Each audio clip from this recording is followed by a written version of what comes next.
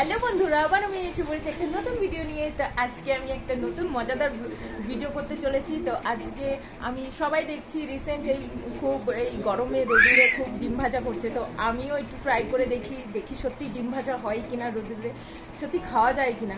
তো এখন তো দুপুর 12টা বাজে, আমাদের এখানে টেম্পারেচার এই খুব জোর 43 মতো আছে। এখনো তো দুপুর 2টো অব্দি এখনো সময় আছে। কালকে যেরকম বেড়েছিল 47, আজকে জানি না কত কি হবে। এই জন্য চলো এখনই তাড়াতাড়ি দেখিয়ে দিই, কারণ এরপরে ঘর থেকে আর বেরোতে পারবো না, একদম স্কিন মুখ জ্বালা করে।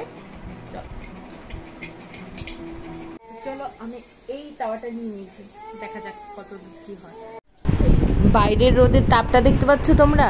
কি রোদ, বাইরে একদম খা খা করছে। তো এটা আগে গরম হোক, তারপরে দেখি। গরম তাওয়াটা একটু গরম হয়নি। পুরো সব কিছু নিয়ে এসে পড়েছি। তাওয়াটা প্রায় 20 মিনিট গরম হতে দিয়েছিলাম, তারপর দেখি এত গরম হয়ে গেছে একদম হাত আমার হাতের ছাকা লেগে গেছিলো। তো নর্মাল হালকা তেল দিয়ে এখানে ডিমটা দিয়ে দিয়েছি। আমি ডিম ছড়িয়ে দিইনি, এক সাইডেই দিয়েছি। কুসুমটা একটুখানি করে নিয়েছি, একটুখানি ফাটিয়ে দিয়েছি জাস্ট, নয়তো আবার একটু কাঁচা কাঁচা থাকবে।